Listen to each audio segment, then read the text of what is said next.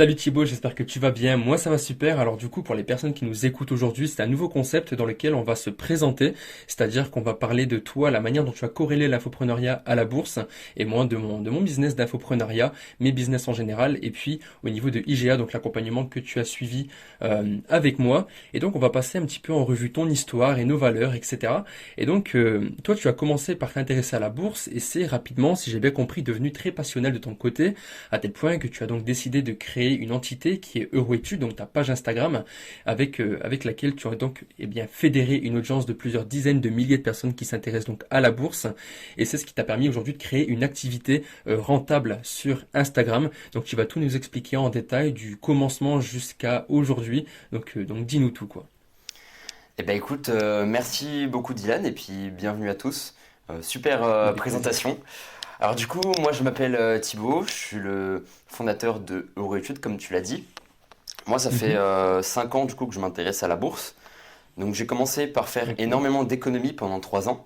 Donc c'est-à-dire que j'ai fait en cours des cours d'économie, mais je me suis aussi renseigné de mon côté, notamment durant la période du Covid, où j'ai regardé beaucoup Mhm. d'interviews de grands économistes sur Thinkerview.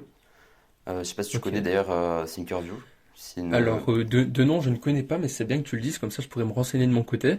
Et donc, pour rebondir un petit peu sur le Covid, c'est vraiment là que là tout a commencé, aussi bien pour les personnes qui se sont démarquées dans leur activité de par ces phases de confinement et qui ont donc permis à tout le monde de aussi bien se former que de créer des activités. Donc, c'est bien que tu le soulignes. Donc, ça a commencé au Covid, très bien. Ouais, effectivement, le Covid a été un déclencheur énorme puisque on avait énormément de temps. Donc, du coup, j'ai passé énormément de temps à me renseigner. L'économie, ça a toujours été une passion. Et puis, j'ai aussi acheté des livres sur ce sujet-là, etc. Donc, je me suis vraiment, vraiment beaucoup renseigné sur ces 3 ans-là, Mhm. mais sans passer à l'action et sans vraiment m'intéresser à la bourse. Et puis, Ok.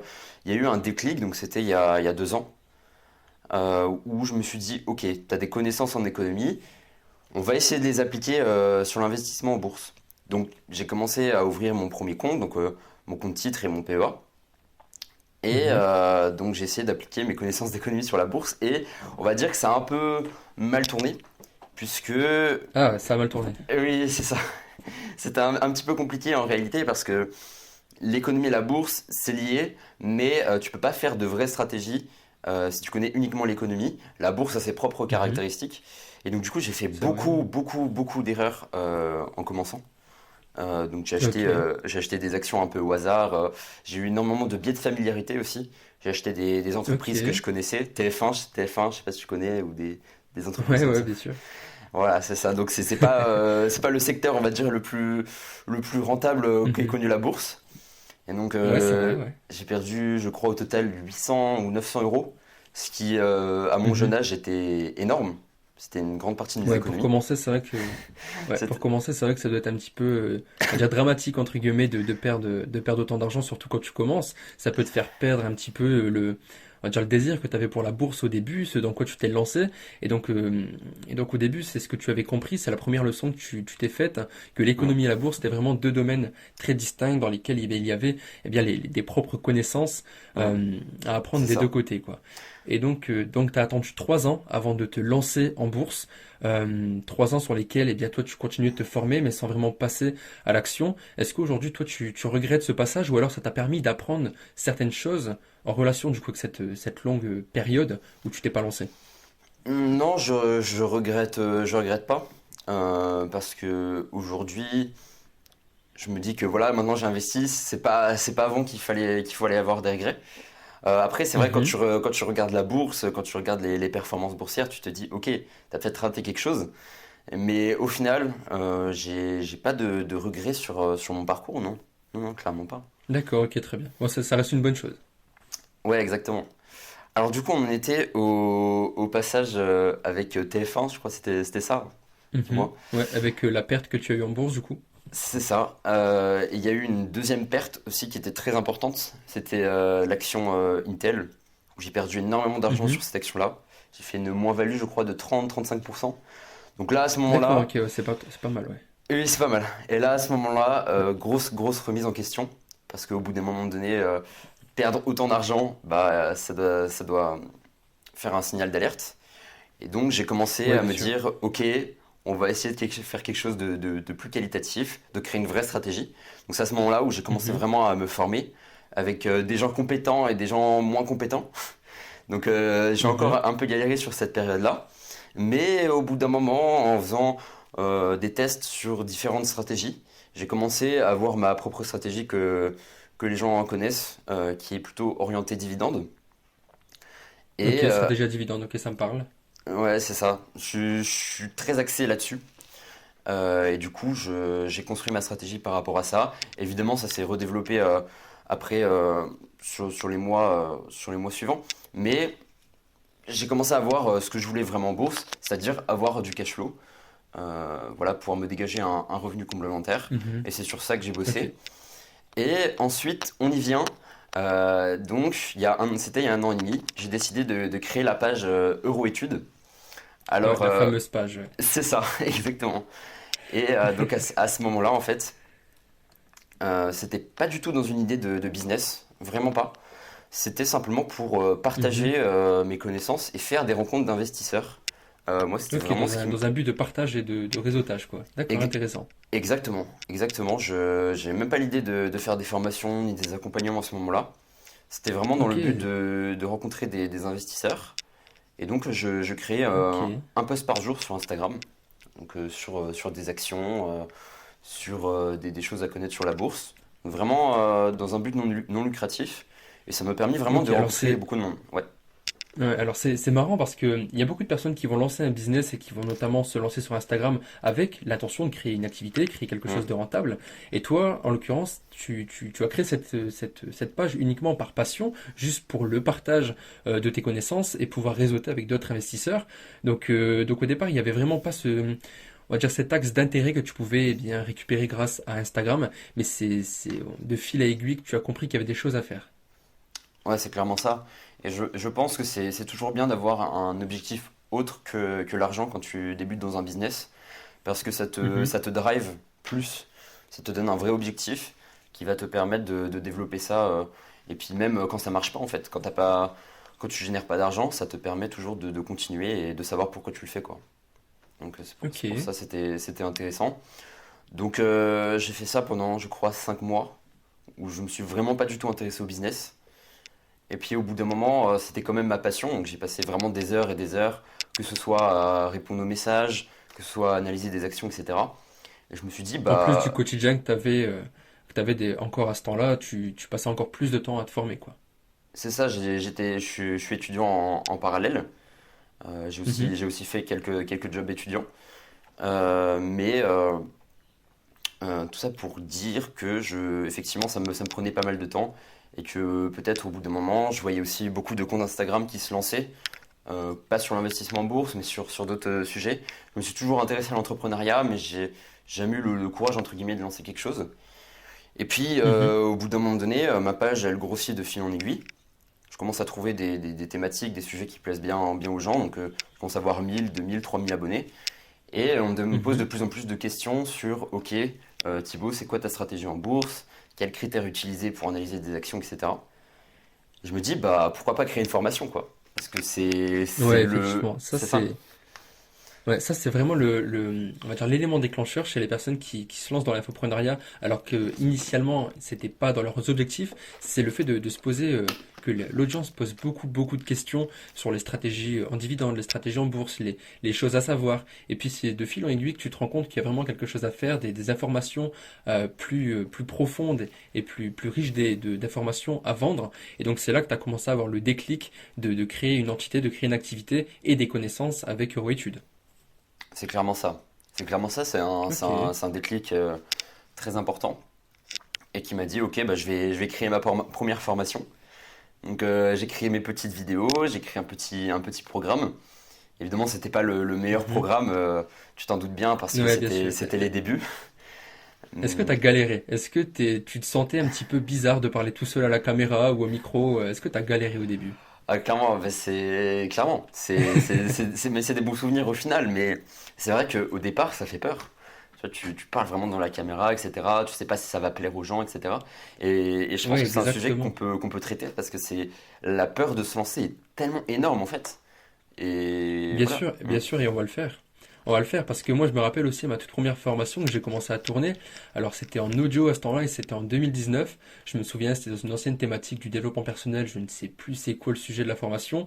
Et j'étais tout seul, j'avais aucun matos, juste un téléphone et un bureau sur lequel je commençais à enregistrer. Et j'ai fait vraiment une trentaine de prises avant d'avoir vraiment quelque Hum. chose de potable. Et au final, ça a fait aucune vente, mais ça on en reparlera. Parce qu'aujourd'hui, j'ai créé du coup plus de 60 formations qui ont été vendues. Mais au départ, ça n'a pas toujours été tout beau tout rose. J'ai vendu eh bien, zéro formation en ayant Hum. créé justement 11 formations en un an, ça j'ai déjà pu te le dire. Et donc c'est quelque chose qui a été vraiment vraiment dur. Et de ton côté, comment tu as vécu le fait de déjà d'enregistrer premièrement, mais ensuite au niveau de la vente? Je pense que bah, tu as tout à fait résumé un petit peu les choses. C'est que ouais, je me suis repris déjà à plusieurs fois. Et puis j'ai eu cette Mhm, mentalité de me dire, ok, si ça marche pas, bah, et s'il y a même des gens qui achètent, imaginons, eh bien je les rembourserai mhm, tous en fait, si ça leur plaît pas. Donc en fait, je me suis dit, ok, je crée une formation et je me suis pas posé la question de si ça marche ou si ça marche pas. Et je me suis mhm. dit, ok, de toute façon, je vais rembourser les gens si ça leur plaît pas, quoi. Donc je pense que Ouais, c'est une mentalité à avoir, ouais. Mm. c'était pour te rassurer. Tu t'es dit au pire, ça leur plaît pas, ça fait Voilà, des c'est clients ça. qui sont pas satisfaits, c'est pas trop grave. Mm. Je les rembourse et on repart sur de bonnes bases. Ah, c'est ça, mais en fait, c'est ultra important Ok. parce que ça m'a permis de me lancer, ça m'a permis de lancer ce produit. Et vraiment, bizarrement, j'avoue, après j'ai fait la page de vente, etc. Mais j'ai eu des Mhm. premiers résultats assez rapidement. Je pense contrairement à la plupart des gens, c'est vrai que je suis chanceux sur ce côté-là. C'est que effectivement, Et j'ai en parlant un fait. petit peu Ouais. En parlant un petit peu chiffres, là tu te dis que tu as eu des résultats assez rapidement en termes du coût de vente de cette première formation. Combien de ventes cette formation t'a permis d'encaisser sur ce tout premier lancement sans vraiment avoir de compétences particulières, ni en copywriting, ni en marketing? Ah bah effectivement, ni de compétences en copywriting, ça tu l'as dit. Je me suis inspiré de certaines pages de vente pour faire celle-ci. Mhm. Mais j'ai dû faire, je crois, 15 ventes. Alors je vendais pas cher, hein, je vendais à 37 euros, il me semble. Ok, ouais. J'ai dû faire 1 200 € de chiffre d'affaires, je crois, Pour sur un le tout lancement. premier lancement, c'est quelque chose d'assez Mais c'était exceptionnel. Et exceptionnel je pour moi. pense que Voilà, je pense que si nous nous étions rencontrés à mes tout débuts, mes 11 formations qui ont cumulé zéro vente, je pense que j'aurais pu être jaloux. Et puis, C'est ça. ouais, de toute manière, au moins ça t'a permis d'y croire, c'est que il y avait un signe, c'était une vocation, c'était dans ça que tu devais te lancer. Et je pense que tu as su saisir l'opportunité. Après, tu as parlé aussi du problème du fait que tu ne vendais pas assez cher, on va dire Mm, l'underpricing plutôt, mais ça c'est quelque chose de normal, on passe tous par là et justement on va y revenir juste après. Et mm. c'est ce sur quoi aussi on a bossé avec IGA. Mais revenons un petit peu au début. Donc premier lancement, 1200 euros. Qu'est-ce que ça a débloqué en toi? Qu'est-ce que tu t'es dit? Parce qu'au départ c'était pas ta vocation, pardon. On va dire que, admettons, lorsque moi je me suis lancé, je savais que je voulais vivre de cette activité, j'ai toujours voulu apprendre des choses aux gens, j'adore enseigner, j'adore partager, mais voir que faire des formations et des formations et des formations pour que ça se vende pas, alors Mm, que moi je mm. voulais faire ça comme, on va dire, comme métier, comme activité principale, et que toi ça t'arrive de cette manière fortuite, comment t'as vécu un petit peu ce déclic? Eh ben écoute, t'as tout à fait raison, c'est un déclic qui est énorme, surtout la première vente. C'est un Mhm. sentiment exceptionnel. De se dire que quelqu'un te fait confiance, c'est quelque chose de fou. Franchement, Surtout sur Internet, ouais. en plus. Et franchement, c'est une sensation que je peux même pas décrire, tellement ça fait Mhm. plaisir. Et puis moi, surtout, en fait, Ok. à ce moment-là, je veux te dire, même recevoir les notifications de paiement, ça m'a pas vraiment fait plaisir sur le coup. Parce que j'ai eu une pression qui était de savoir, en Ouais, fait, ça t'a fait peur. c'est ça, je me suis dit, ok, va falloir satisfaire tout le monde. Et moi, ce qui me faisait plus peur, c'était est-ce que les gens vont demander à se faire rembourser? Est-ce que ça leur plaît au final, la formation? Et au final, j'ai eu Mhm. aucune demande de remboursement, donc c'est là où vraiment j'ai pris énormément de plaisir en fait. C'est-à-dire que Très j'ai bien, ok. créé Donc là, un. c'est. J'ai toujours eu cette Mhm. partie entre guillemets éthique où j'ai toujours voulu vendre quelque chose qui rapportait vraiment quelque chose aux gens. Voilà, qu'ils en aient pour leur prix, quoi. Que leur rapport qualité-prix soit Ok. intéressant. Et c'était vraiment ça qui me faisait plaisir au final. J'ai mis assez longtemps à le comprendre, mais c'était peut-être pour ça aussi que j'avais des problèmes de prix, c'est que je voulais vraiment que le rapport qualité-prix soit au maximum, quoi. Ok, donc là, la pression t'a échappé. Ça veut Ouais. dire qu'au départ, tu avais vraiment peur qu'il y a eu un afflux de clients, Mm. on va dire, insatisfaits, mais finalement, ça ne s'est pas passé Exactement. comme ça. Finalement, ils étaient tous satisfaits. Pour certains, ils ont peut-être même racheté derrière. D'autres, aujourd'hui, Mm. tu es peut-être encore en contact avec eux. Bien sûr. Donc, on va dire que c'est là que l'aventure Euroétudes en tant qu'activité lucrative a commencé. Ah bah clairement. Bah, à partir de ce moment-là, tu te dis, ok, les gens ils comptent sur moi. Et c'est à ce Mhm. moment-là, tu te dis, ok, bah, tu vas produire d'autres produits. C'est ce qui s'est passé d'ailleurs, où j'ai lancé du coup ma deuxième formation. Je montrais mon portefeuille, je montrais mes investissements. Donc ça, c'était la Ok. deuxième formation qui a fait au niveau chiffre sensiblement la même chose que le premier lancement. Donc à D'accord, partir, ok, pas trop mal. Et là, on se situe un peu approximativement niveau temps, niveau date. On se situe quelle année, quel mois? on était le 30 avril 2022 pour la sortie de la première Ok, formation. début 2022. Et je l'ai sorti du coup le mois d'après, à peu près Mhm. bah, c'était fin mai du coup. Et voilà, c'est le petit lancement aussi, j'ai fait sensiblement la même chose que le premier lancement. Je me suis beaucoup inspiré et ça a fait à peu près la même chose. Donc pareil, il y a eu beaucoup de rachats de d'autres clients, enfin des clients de la première formation qui s'appelle Dividend Effect. Il y en a beaucoup qui ont acheté Mhm. du coup Portefeuille Puissant qui est mon portefeuille et c'était une sensation aussi incroyable, quoi. C'est la confirmation. Parce que moi, je sais que mon problème, c'est que j'ai toujours douté de moi. Je sais pas si toi, c'est pareil. J'ai toujours douté Ah oui, toujours. Ben de. ça, je pense que ça touche tout le monde. C'est une peur qu'on a lorsqu'on a, on va dire, des obligations ou une pression telle qu'on a dans l'infoprenariat qui fait qu'on doute de nous-mêmes parce qu'on va Hmm, toujours se penser inférieur à ce sur quoi on est capable de faire et on pense que les gens vont le ressentir. exactement. Puis t'as la pression de ton entourage. Ils te disent, ouah, c'est bien, t'as gagné tes premiers euros sur Internet, mais tu pourras jamais en vivre. Ensuite, t'arrives à en vivre. Ah, mais oui, mais c'est pas stable. Enfin, tu vois, t'as toujours des choses comme ça. Mhm. Et j'avoue que Mhm. moi, ça m'a beaucoup affecté surtout sur les débuts. Je me suis dit, ok, c'est très bien, mais pour l'instant, limite, tu joues sur Internet, quoi, c'est pas ton activité, ça sera pas ton activité principale, quoi. Donc c'est Ouais, pour ça. carrément. Ok. Et donc là, ça a été un petit peu, premièrement, une révélation, deuxièmement, une confirmation avec cette deuxième formation. Et donc ensuite, de fil à aiguille, tu commences à vivre de ton activité. Ça fait mai, juin, juillet, août.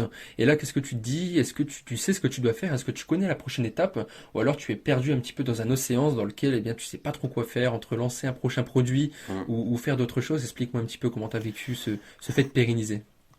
Eh ben écoute, donc j'ai eu cette période entre guillemets d'euphorie sur juillet, enfin sur mai, avril-mai, juin Mhm. aussi. Mais à partir de juillet jusqu'à octobre, ça a été un peu la descente aux enfers.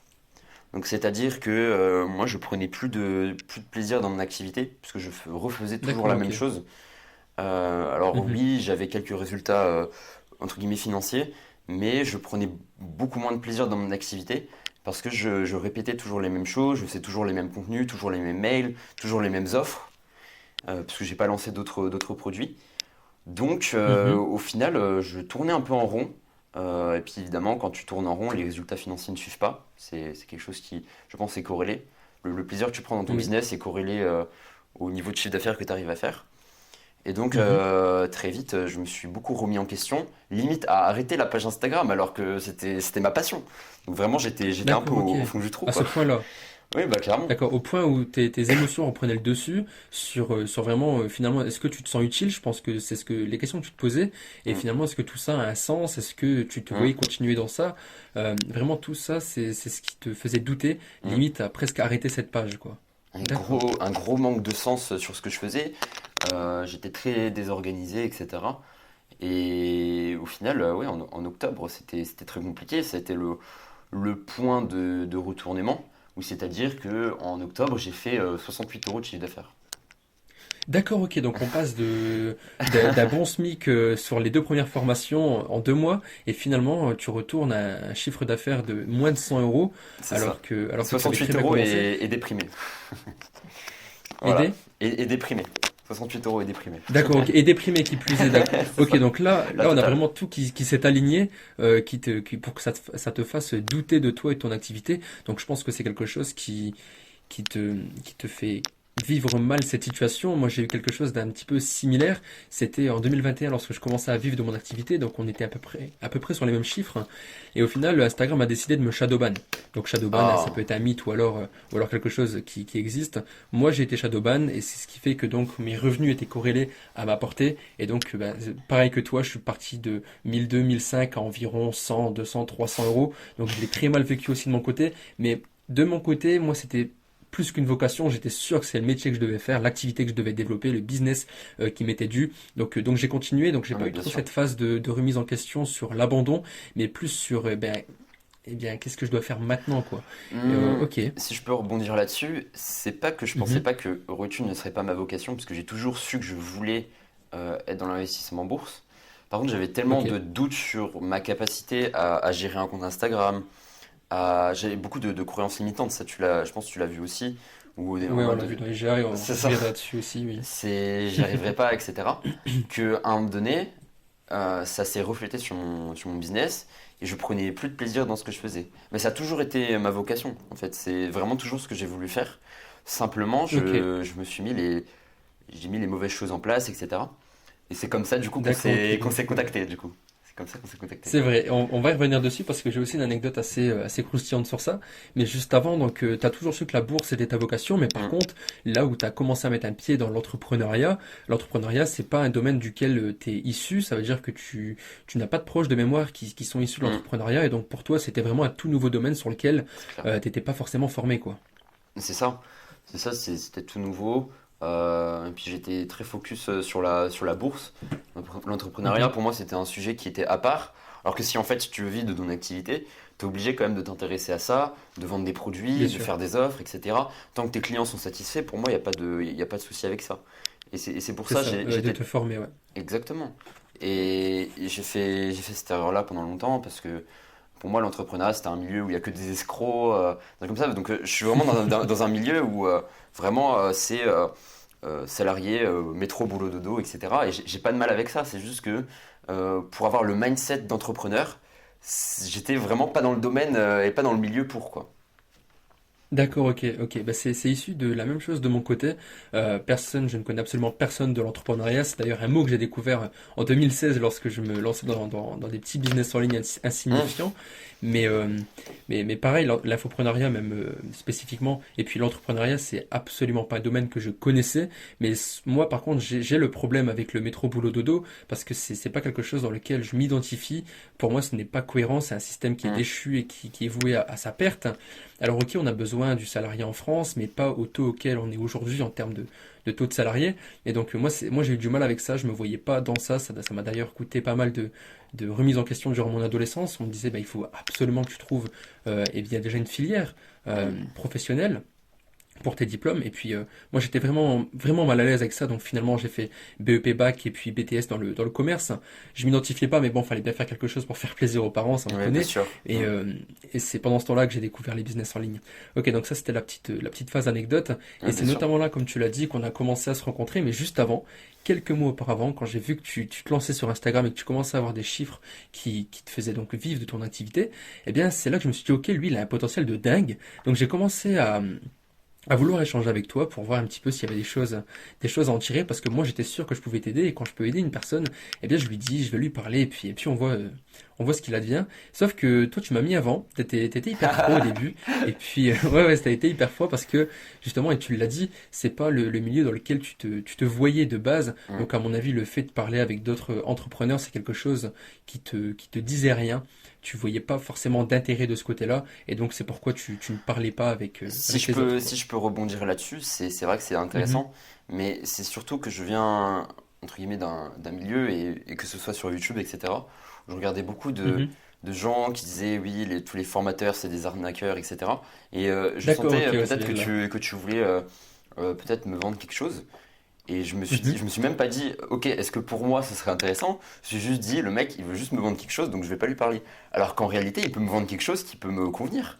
Et c'est pour Eh ça bien oui, que, carrément. c'est pour ça que aujourd'hui, je me rends compte que c'était une erreur fondamentale, c'est de me dire, ok, j'ai pas voulu me former parce que j'avais soit de l'ego, soit je pensais que c'était mal, etc.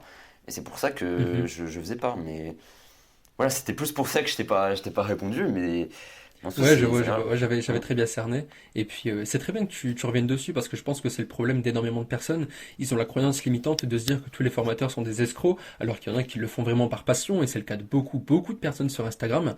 Et donc, notamment même dans le Make Money, la thématique dans laquelle je suis. Et donc, moi, j'ai toujours été honnête avec les gens. Je vais pas les prospecter de manière à dire, oh, on fait copain-copain. Non, non. Directement, quand j'allais voir les personnes, c'était dire, ok, moi j'ai quelque chose à t'apporter, je te le Mm. dis maintenant, est-ce que toi tu vas le capter ou pas? Eh bien, ça en tire de ta volonté, ta propre volonté. Et donc des personnes comme toi, j'en rencontre tous les jours, peut-être même toutes les semaines. Et puis, ils ont vraiment du mal avec le fait de parler avec des personnes qui vendent des formations, qui vendent des coachings, des accompagnements, etc. Parce que justement, ils ont cette image d'escroc, pardon. Et puis, tu l'as très bien résumé. Mais au final, tu t'es remis en question et c'est toi qui es revenu vers moi. Tu peux expliquer Exactement. cette histoire qui est quand même assez aspirante, hein. Ah bah c'est clair que c'était un moment de bascule, comme je te l'ai dit, c'était pas la joie. C'était pas la joie parce qu'en plus Mhm, les études dans lesquelles je suis me plaisent absolument pas.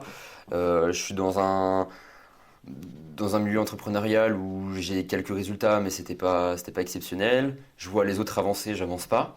Donc au bout d'un mhm. moment, je me dis OK, va falloir faire quelque chose, faut lancer une action courageuse qui va demander peut-être de l'investissement en argent. Et je commence à me renseigner du Mhm. coup sur des offres, sur des personnes qui proposent des accompagnements, etc. pour Ok. faire évoluer mon compte Instagram et me permettre de créer quelque chose qui intéresse que ce soit Mhm. les personnes qui me suivent, mais aussi moi qui me permettent aussi de vivre de mon activité. Et donc je me dis ok, Ok. je regarde un petit peu ce qui se fait sur le marché, etc. Et puis je me suis souvenu que tu m'avais contacté, etc. Donc je te voyais souvent, tu likais mes stories, je me souviens. Mhm. Et je me suis dit, ok, ce mec-là, il a l'air intéressant, il s'intéresse à mon business, il s'intéresse à ce que je fais. Je me dis, ok, pourquoi pas, je vais l'appeler. Donc on s'est appelé, je me souviens bien, c'était le 16 octobre, je crois. Ouais, Et là, je... en même temps que ton pire mois, c'est là que tu as eu le déclic et qu'on s'est appelé. Exactement. Et donc, oui, vas-y. Et on s'est appelé du coup, donc à ce moment-là, je regardais un petit peu les offres, etc. Mais au final, je me suis dit que la tienne était vraiment la plus intéressante. Mhm. Et je me suis engagé. Donc à ce moment-là, c'était vraiment un risque. Alors, je me retrouvais pas ruiné, hein, mais je veux dire qu'en prenant ton offre d'accompagnement, c'était un vrai Mhm. investissement et ça me mettait Ouais, un petit peu dans l'investissement je sais pas comment on appelle cette zone-là, mais dans l'embarras. Dans voilà, dans l'embarras. l'embarras. J'avais pas le choix que de réussir parce que Mhm. moi en plus qui suis dans une thématique où il faut garder ses sous, il faut investir, etc. Investir Bien sûr. une somme dans un accompagnement, ça a été un défi particulièrement important pour moi parce que je ne suis pas habitué à dépenser de telles sommes. Mais on en reparlera, c'est une des meilleures décisions que j'ai pu faire dans mon business en fait. Bien sûr, et on peut le dire, c'est un investissement à quatre chiffres. Après, bon, on ne dira pas Oui. parce que c'est spécifique, on va dire, à des niveaux de business. Et donc, pour toi, ça a été vraiment quelque chose d'assez, pas dur à vivre parce que tu es fier de Hum, ton investissement, mais derrière, tu avais vraiment peur, C'était au d'avoir départ. pris le risque d'avoir mis, ouais, voilà, d'avoir mis une telle somme dans un accompagnement. Et puis, tu étais sûr de vouloir réussir. C'était une obligation pour toi. Et Hum. donc là, on est en octobre, tu rejoins donc IGA, qui est mon accompagnement. Et puis c'est là qu'on commence à se rendre compte qu'il y a pas mal de croyances limitantes sur lesquelles on doit bosser, même à part le marketing, le copywriting, le business dans son intégralité, sur laquelle d'ailleurs on a fait une refonte intégrale. Les croyances limitantes étaient quand même folles et tu peux les citer, hein. Alors, je n'ai plus trop en tête, mais ça devait être. J'arriverai jamais à vivre de ce que je fais. Euh, je vends pas assez cher ou des choses comme ça, mais tu me Bien diras parce sûr. que j'ai pas le, je me souviens plus quelle croyance limitante ça pouvait être. Alors, il y avait une grosse croyance limitante, c'était au niveau de l'argent, mais pas au Hmm. niveau de l'argent type investissement, plutôt au niveau gain sur Internet. Tu ne te voyais pas gagner vraiment beaucoup d'argent comme ça depuis un simple téléphone avec une activité sur un réseau social. C'est quelque chose qui faisait naître un blocage chez toi. Et donc, quand je t'ai dit qu'avec le potentiel que tu avais dans ton business, le fait que tu pouvais atteindre 2, 3, 4, 5 k en un seul mois, tu me croyais absolument pas. Tu m'as d'ailleurs même rayonné lorsque je t'avais dit ça. Comme Oui, si c'était, comme si je te ouais. vendais du rêve, quoi. Ouais, c'est ça, c'est que je croyais pas en ce que je faisais. Et du coup, effectivement, je vendais peut-être pas assez cher par rapport à la valeur que j'apportais, puisqu'à ce moment-là, j'avais quand même 200 ou 300 personnes qui me suivaient, j'avais des bons retours clients. Donc au final, Mhm. tu vois, et le problème, c'est que si je continuais à vendre pas cher, bah, je pouvais pas vivre de mon activité en fait. C'était trop instable. C'est ça, c'est le problème. Et c'était ça le souci. Et donc, en plus, j'avais des retours clients, j'avais pas mal de clients qui étaient là. Et donc, je me disais que voilà, c'était peut-être le moment de passer à une étape supérieure et que c'était le moment de changer beaucoup de choses. Mais effectivement, ça n'a pas été simple parce que du coup, effectivement, comme tu l'as dit, il y avait pas mal de croyances limitantes. C'est ça, et tu te sentais pas légitime de vendre un Mm, produit numérique sur Internet à plus de 100, à plus de 200 euros. Et donc ça, il faut qu'on en parle, c'est définir son pricing et mm, puis son échelle de valeur dans son business. C'est quelque chose avec lequel tu as eu du mal. mm, J'ai envie de dire sur ça pour les infopreneurs qui nous écoutent ou alors ceux qui veulent le devenir, définir son pricing, ce n'est pas mettre un prix au hasard ou alors un prix pour underpricer ou alors à l'inverse mettre un prix qui est complètement décorrélé de la valeur que tu apprends. En fait, il faut comprendre que tu dois vivre de ton activité, que les informations que tu as eh bien, sont issues d'une théorie que tu as appris plus l'expérience que toi tu as vécue. Cette expérience-là, eh mm, bien, elle est enrichissante et elle peut aider pas mal de monde. C'est pourquoi tu dois être rémunéré à la hauteur de la valeur que toi tu apportes et donc par conséquent à travers ton échelle de valeur. L'échelle de valeur, c'est un petit peu l'amas des offres que tu peux développer, on va dire en format escalier où chaque marche est un produit.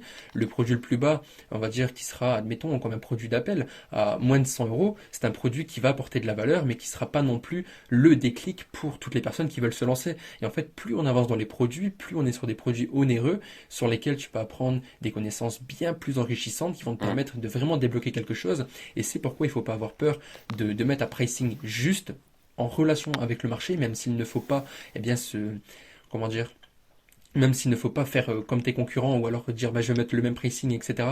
Il faut le prendre en compte, hein, cette valeur sur le marché. Tu ne vas pas mettre une formation à 4000 euros si les autres le font à 200 C'est euros, ce ça. serait complètement con. Mais voilà. Et puis ça, il fallait en parler parce que c'est notamment ce que je t'ai expliqué sur plusieurs étapes, hein, que le pricing devait se définir, s'établir selon ton échelle de valeur. Et c'est Mm, ce que tu as très rapidement compris. Et c'est ce qui a très rapidement aussi marché chez toi c'est ça. parce que tu peux le dire aussi au Mais fur et à mesure, tu as eu plus de chiffres. c'est ça. Je voudrais revenir juste avant sur ce que tu as dit tout à l'heure, c'est très intéressant. Pour moi, Mhm, c'est, alors, parce qu'il y a certaines personnes peut-être qui écoutent ici, qui suivent Euroétudes et qui suivent les investissements en bourse. Je monte pas mon pricing par plaisir. C'est-à-dire qu'au bout d'un moment, on développe une entreprise, on développe quelque chose.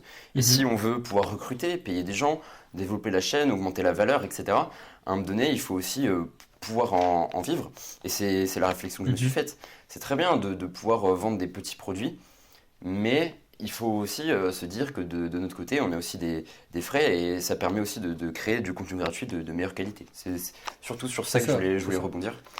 Euh, Des frais, des impôts, etc. Et comme mm, tu l'as dit, tu mets pas un prix qui est plus élevé pour le plaisir, tu mets un prix qui est plus élevé et en réalité, tu rends même service aux personnes qui c'est l'achètent. ça. Parce que j'ai remarqué, allez, en moyenne, moi, dans ma propre thématique, si le produit coûte pas plus de 200 balles, les personnes, ils vont même pas se prendre la peine de suivre la formation Mais aussi rapidement. ça. Et donc Mm, aujourd'hui, il y a pas mal de personnes qui investissent dans des formations et qui ne les suivent pas. En fait, il faut vraiment que ça ait pas un sacrifice, mais quelque chose de similaire, on va dire un élément déclencheur, tu dis j'ai quand même mis 3 fois 100 euros dans une formation, il faut quand même que je la suive, quoi. c'est ça. Tandis qu'avec un produit qui sera moins onéreux, les gens ne vont pas suivre ta formation et c'est notamment aussi ce que toi tu as pu Mm. remarquer, quoi. Puis ça me permet d'investir aussi dans des outils d'analyse, etc.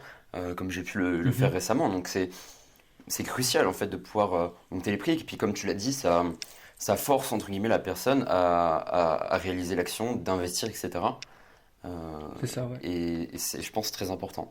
Donc après, comme tu l'as dit, du coup, à partir du moment où on a commencé à l'accompagnement ensemble, du coup, Mhm, on a un petit peu tout revu, etc.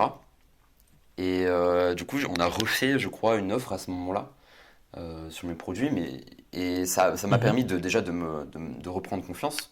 J'ai refait un lancement sur les deux produits que j'avais. Et ensuite, j'ai du coup lancé un deuxième produit qui, lui, changera complètement mon business et la manière dont mhm. je vois aussi la bourse.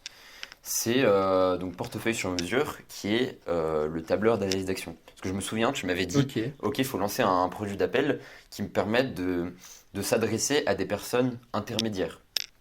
Et donc, Ouais, euh, ouais, ok, en matière de sophistication, de niveau, ouais, je me souviens. exactement. Et donc c'est à partir de ce moment-là que j'ai créé Portefeuille sur mesure, qui est une formation qui te permet de créer un portefeuille de qualité. Donc il y a des gens qui ont Mhm. déjà la stratégie, et donc ce tableur-là et cet outil-là, et même cette formation-là, te permet de créer un portefeuille de qualité. Et donc c'est ça que je me suis dit. Je me suis dit, ok, on va créer ça.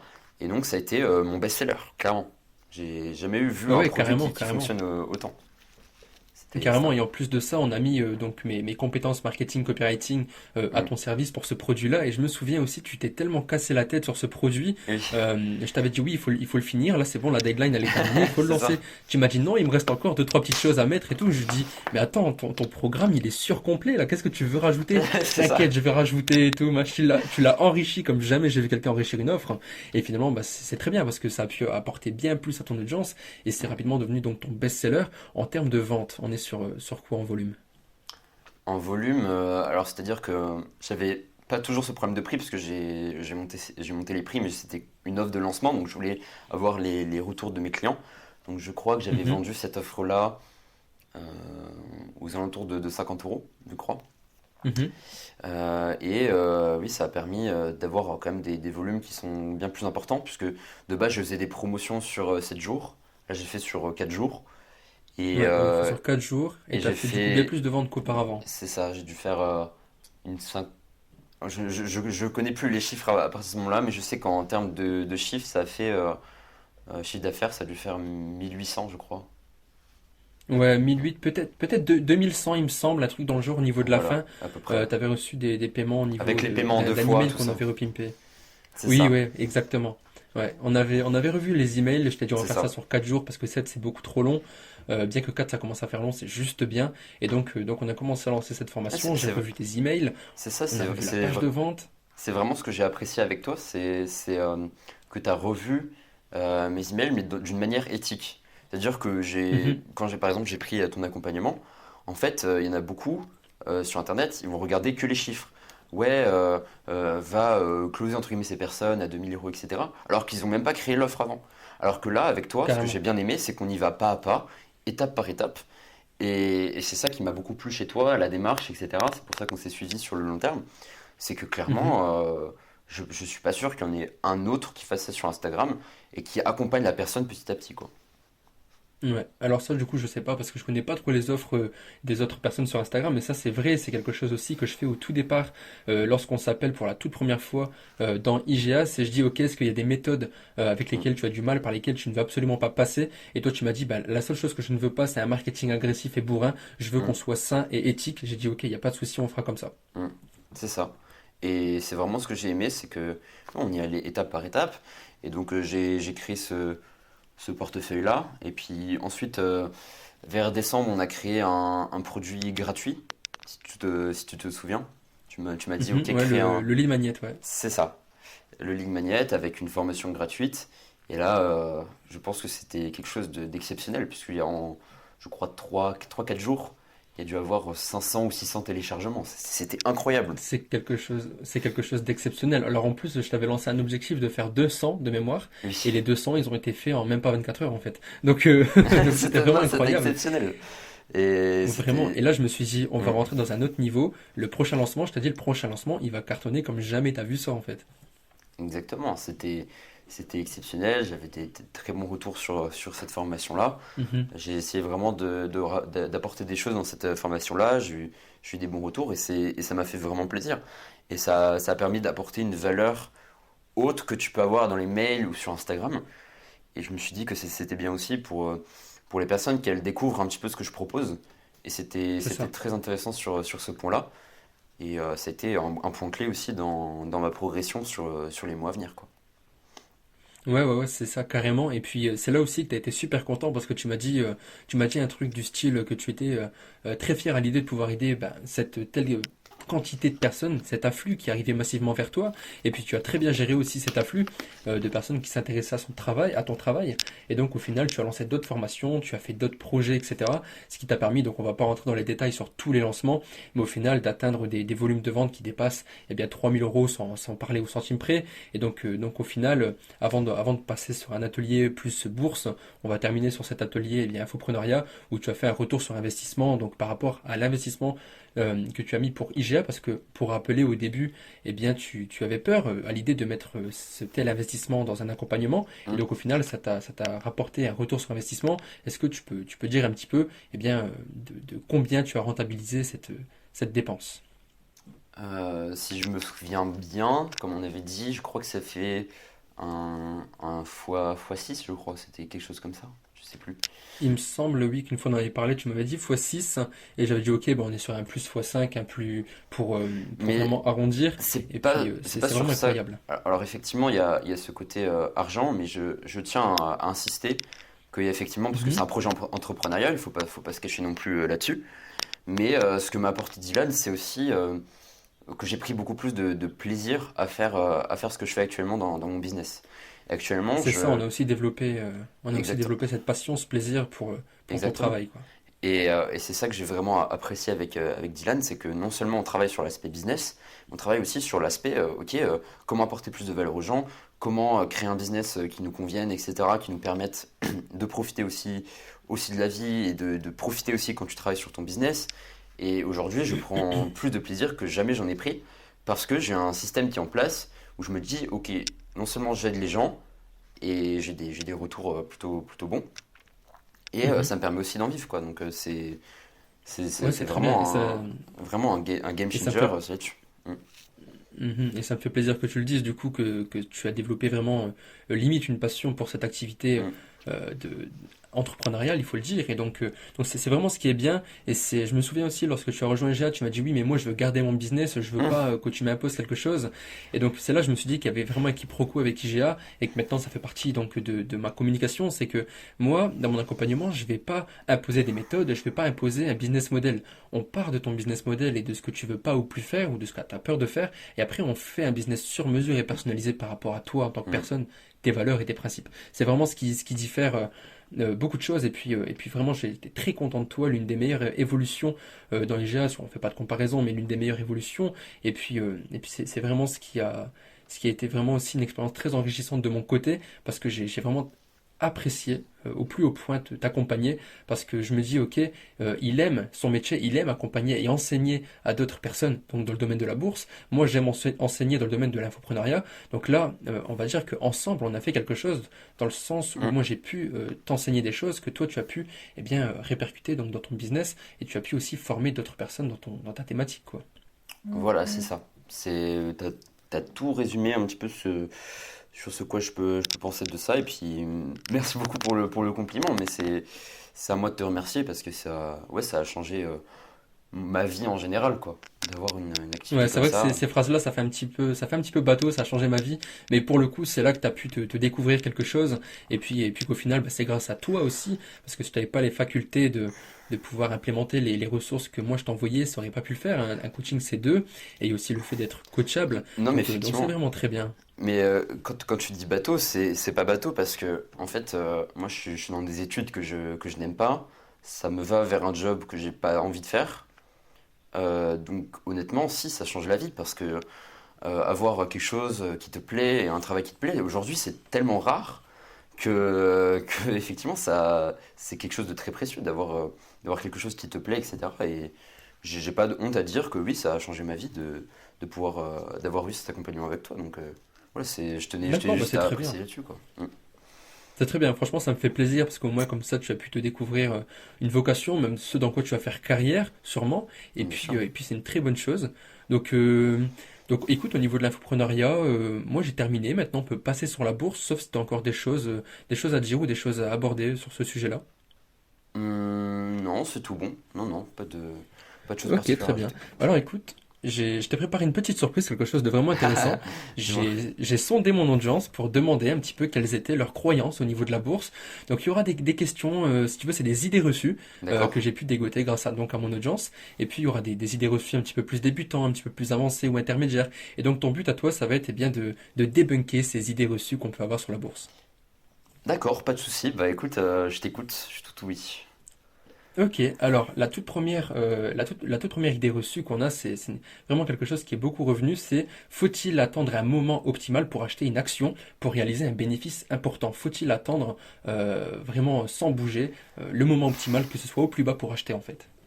C'est une bonne question parce qu'effectivement, on peut se dire, ok, tu as les actions, ça baisse, ça monte. Donc tu peux te dire qu'il y a des timings à avoir, donc, ce qu'on appelle du Mhm. market timing. Ça fait d'essayer de timer le marché, d'entrer sur un point bas du marché pour remonter sur le point haut.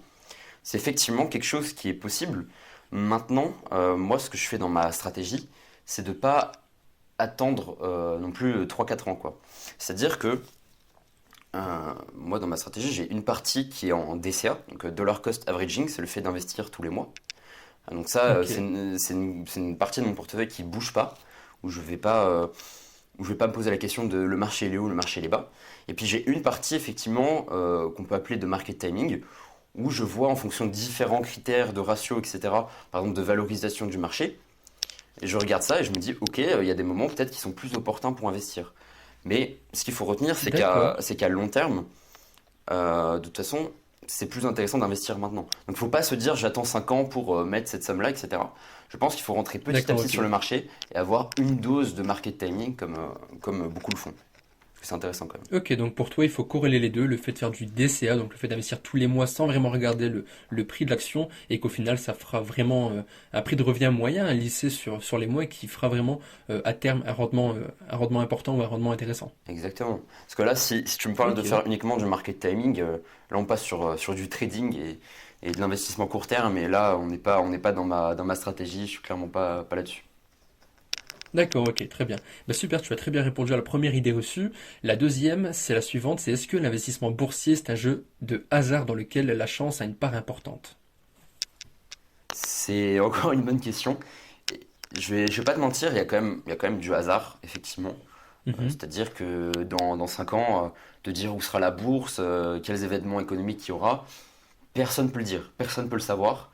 Et c'est vrai que mhm, c'est quelque chose qui peut ressembler à du hasard. Maintenant, il y a quand même des indicateurs, des critères, des ratios, des stratégies que tu peux utiliser qui montrent que mhm, sur le long terme, c'est un rendement quand même qui est bon. Je peux te prendre par exemple l'analyse fondamentale, l'analyse d'entreprise. En analysant une entreprise d'une manière cohérente, en regardant ses projets, en regardant son business, en regardant la croissance du mhm. chiffre d'affaires, des choses comme ça, tu vas pouvoir voir que sur les 10 prochaines années, ces actions-là, qui ont des bons critères, tendent à surperformer par rapport à d'autres actions qui n'avaient pas ces critères-là. Donc au final, effectivement, il y a une part de hasard, mais je pense qu'elle est relativement limitée, parce que c'est quand même des grandes entreprises, surtout dans ma stratégie, où j'investis vraiment dans les grandes entreprises, il y a très peu de hasard dans ce genre d'entreprise. Donc je Ok, dirais, très je bien. dirais il y a une Donc part au de hasard, final, mais elle est limitée. ok, il y a une part de hasard, mais finalement, ça dépend d'un nombre de facteurs assez importants dont on ne peut pas citer la chance, même si parfois ça peut venir, mais c'est pas totalement ce Mm. qui définit le marché Bah, boursier, quoi. tu vois, par exemple, qui pouvait prédire le Covid? Personne. Personne ne pouvait C'est prédire le vrai, Covid. Donc c'est ces c'est vrai, événements-là, mais tu vois que sur le long terme, la place au hasard, elle est très peu là, quoi. Quand tu regardes le c'est S&P vrai. 500, les 500 plus grandes entreprises américaines, tu vois qu'au final, en fait, il y a pas de hasard, ça fait que monter. Ça a un rendement depuis 1804 de 8% par an, donc c'est quand même intéressant, quoi. Ouais, c'est très vrai. Après, tu dis, personne n'a pu prévoir le Covid. Alors, tu connais ma position Oui, là-dessus. oui. Nous, en tant que bas peuple, nous ne pouvons pas prévoir le Covid. Mais derrière, je pense qu'il y a certaines personnes pour qui c'était une opportunité, on va dire, menée du bout du nez, quoi. Mais bon, n'allons pas rentrer dans les détails Oui, on rentre pas dans sur les ça. détails. Mais bon, tu connais ma position sur ça. Bien sûr. Ok. Donc, troisième idée reçue. Il faut avoir beaucoup d'argent pour commencer à investir en bourse. Et là, c'est une personne qui m'a fait part d'une anecdote qui m'a dit que, qu'il n'étant pas issu donc d'un milieu où les personnes investissent, et donc une fois qu'il a commencé à dire à sa famille qu'il commençait donc à investir en bourse, les gens ont commencé à dire que c'était un richard qui avait beaucoup d'argent, Ah, et donc c'est pourquoi il faisait le trader de Wall Street à mettre en bourse. Et je pense qu'il y a pas mal de choses à déconstruire sur cette idée reçue. bah écoute, c'est vrai que quand même, faut avoir du capital. Je vais pas te mentir. C'est vrai que quand tu as du capital, c'est quand même beaucoup plus simple. Maintenant, est-ce que tu peux investir quand tu as 100 ou 200 euros par mois et est-ce que c'est utile? La réponse, elle est clairement oui, en fait. Parce que il y a cette Mhm, idée d'intérêt composé où, imaginons, c'est un investissement qui est à 10% par an. Tu as une somme de 1000 euros. Ensuite, elle se transforme en 1100 euros vu que tu as fait 10%. Ensuite, ces 10% Mhm. là ne se basent pas sur les 1000 euros, se basent sur les 1100 euros. Donc ça fait une sorte, Plus les dividendes, etc., etc. voilà, donc ça fait une sorte de Ok, boule de neige qui fait qu'au final, même si tu investis 200 euros, c'est plus le temps en fait qui va compter. C'est combien de temps tu investis? Est-ce que tu investis 30 ans? Est-ce que tu investis 40 ans? Et c'est comme ça que les personnes qui ont 100, 200, 300 euros par mois à investir peuvent se rattraper et peuvent très bien dépasser quelqu'un qui a 300 000 euros à investir, mais que sur 10 ans en fait. Et je c'est pense que très vrai, ouais, c'est très vrai. c'est pour ça Et sur que... ça, je Ouais, pense que dis-moi. il me semble que sur ça, tu arrives à montrer aux personnes un petit peu ce tableau de manière exponentielle avec les intérêts composés. Je pense que toi, tu as un tableau comme ça. C'est ça. C'est ça. Alors, il y a un site en ligne qui s'appelle Gérez mieux votre argent, je crois. Le site s'appelle comme ça. Où tu as Mhm. la courbe d'intérêt composé, où tu peux voir justement qu'est-ce que ton portefeuille peut potentiellement te rendre en termes de performance. Et c'est quand même sympa, quoi. Donc, effectivement, quelqu'un qui a peu investir, faut regarder sur le temps long. Et tu regardes qu'au final, c'est quand même intéressant d'investir. Ok, d'accord. Donc, au final, pour conclure, pour avoir des rendements intéressants, au début, c'est bien d'avoir du capital, mais au final, tu n'as pas besoin d'avoir des dizaines de milliers d'euros. Tu peux commencer avec 100, 200 euros et puis commencer à boursicoter, quoi. Voilà, c'est ça. T'as vraiment résumé ma pensée. Après, évidemment, voilà, faut pas se mentir. Je sais pas si beaucoup de gens le disent sur Instagram, mais oui, il faut gagner plus. Si tu veux avoir plus de rendement en bourse, effectivement, tu as le levier argent, Mhm. tu as le levier temps, mais autant utiliser les deux, quoi. Ok, donc ouais, c'est une belle option, mais c'est pas non plus une obligation. Ok. Exactement.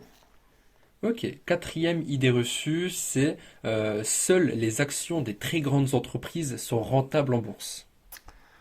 Oula, oula, oula. Alors, effectivement, moi, comme je te l'ai dit, je suis vraiment une stratégie grandes entreprises. Alors, pour diverses Mhm, raisons, parce que ça apporte plus de sécurité. Ces entreprises-là, en fait, ont plus de cash, et donc elles peuvent racheter des entreprises prometteuses, ce qui permet de continuer à avoir une croissance continue. Donc ça, c'est la première chose pour laquelle j'investis sur ce type d'entreprise. Deuxième chose, c'est mhm. que effectivement, elles ont une position de leader sur le marché. Généralement, quand tu as une entreprise qui a 50, 60 milliards de capitalisation, c'est pas l'entreprise du coin. Ça va être des grandes entreprises C'est comme vrai. Apple, Microsoft, etc.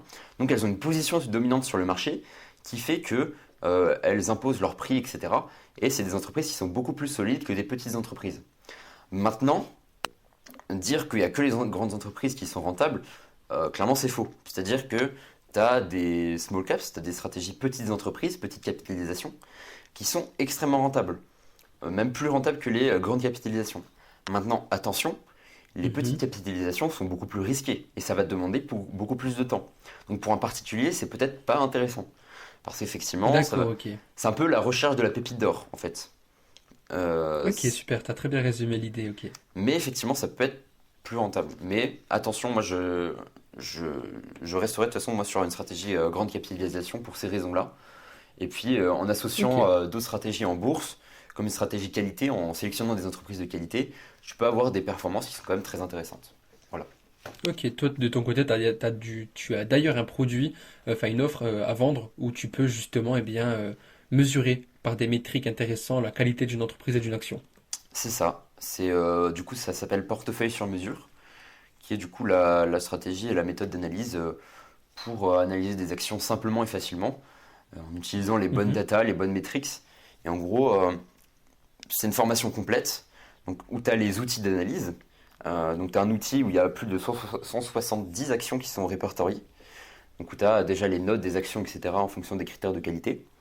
Et tu as un mhm. deuxième outil où là, c'est pour les grosses actions de ton portefeuille, 8 à 10% euh, qui représentent en gros la majorité de ton portefeuille, où là tu vas analyser vraiment en détail, en profondeur, avec plus de 20 à 25 critères choisis et sélectionnés, qui vont te permettre de donner une note de qualité à ton action, et bien faire attention effectivement à prendre des actions de qualité, parce que des actions de mauvaise qualité, effectivement, ça amène à une sous-performance en bourse quand même assez notable, et c'est vrai qu'il faut l'éviter. Donc Mhm. ce produit-là te permet aussi de créer ton portefeuille avec la formation qui est à côté. Et donc c'est ce que je propose avec portefeuille sur mesure. Ok, très bien. Bah écoute, merci pour ta réponse, c'est super. Du coup, au niveau de la cinquième, oui, on a la cinquième, c'est est-ce qu'il est obligatoire de surfer jour et nuit sur les actualités financières pour réussir en bourse et Ah, réussir donc avoir un rendement positif? c'est clairement quelque chose moi qui me dérange beaucoup sur Instagram. C'est-à-dire que au bout d'un moment, moi je suivais énormément Instagram. Et moi-même, je mettais des actualités sur mon compte Instagram.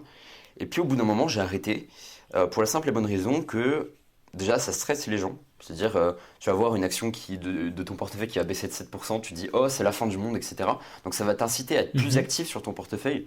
Et on sait très bien que l'activité sur ton portefeuille amène à une sous-performance notable.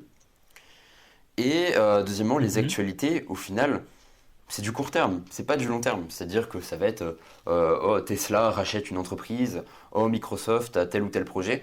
Sauf qu'on s'en fout en fait. L'important c'est de regarder, ok, sur 5 ans, Microsoft, c'est quoi l'augmentation de son chiffre d'affaires? Est-ce qu'elle a fait plus de free cash flow? Est-ce que ses marges sont stables ou augmentent? C'est ça qui est important. C'est pas les projets ou les trucs d'IA qui vont impacter ton portefeuille. Et je pense qu'on tombe toujours dans ce piège, et d'ailleurs moi aussi je suis tombé dans ce piège-là. Et c'est pour ça que j'arrête de partager les actualités, parce que je pense que ça biaise tes analyses et c'est dommage. Mhm. Ok, ouais, je pense qu'au final, c'est pareil aussi dans la crypto. Je pense qu'au niveau des actualités, des rumeurs, etc., ça a beaucoup trop d'impact, on va dire, Mm, sur la psychologie des gens. Et si c'est un impact sur la psychologie des gens, c'est mauvais pour la psychologie du marché. Donc je pense qu'en termes de notions, on en est là. Donc maintenant, on peut s'y fier, mais c'est pas quelque chose qu'il faut faire en tant qu'investisseur long terme. C'est plus pour les clairement. traders, quoi, on va dire. Exactement. Ok.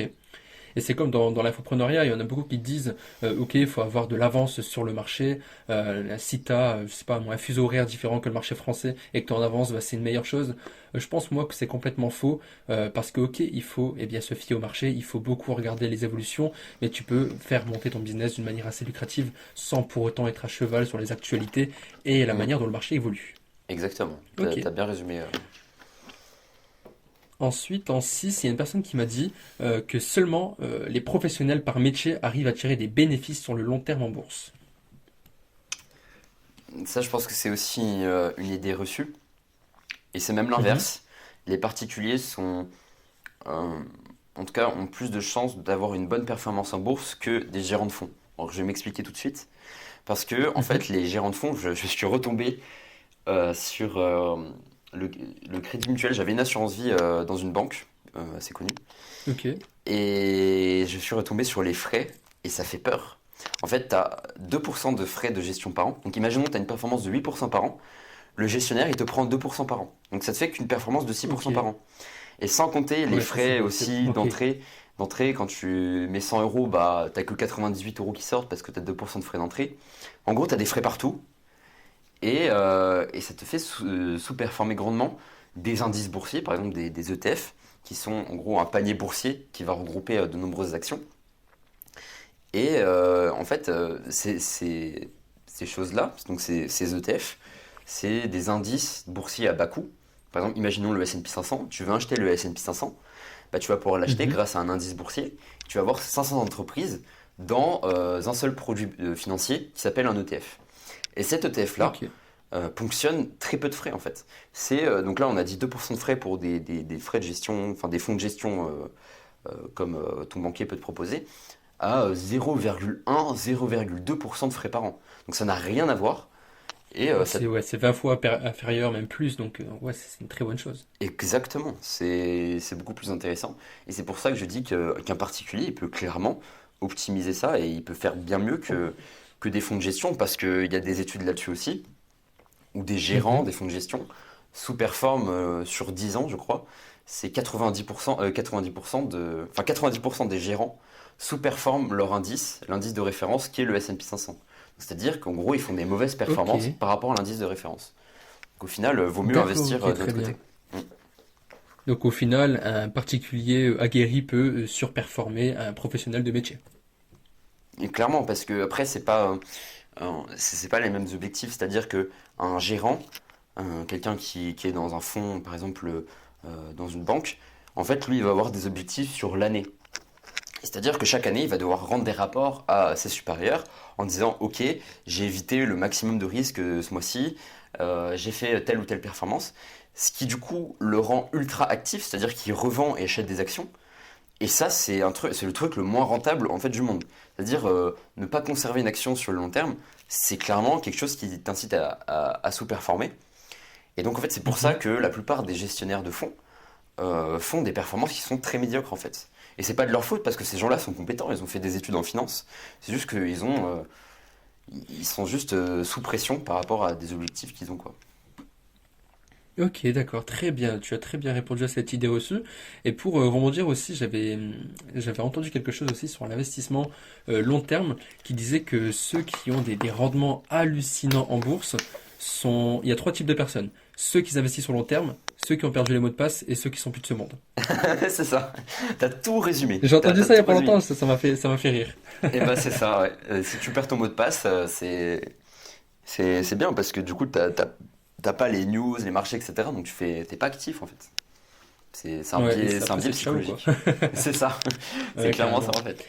On tombe tous Et c'est ce qui me là-dessus fait du rire coup. aussi, c'est par rapport aux crypto, parce qu'il y a beaucoup de news là-dessus. Ce sont les personnes qui ne se connectent pas pendant 5 10 ans sur leur wallet et qu'au final ils reviennent. Et en fait, ils ont des milliers de bitcoins qu'ils avaient oubliés, que Hum, lueur d'espoir, ça leur est revenu en tête, quoi. c'est ça.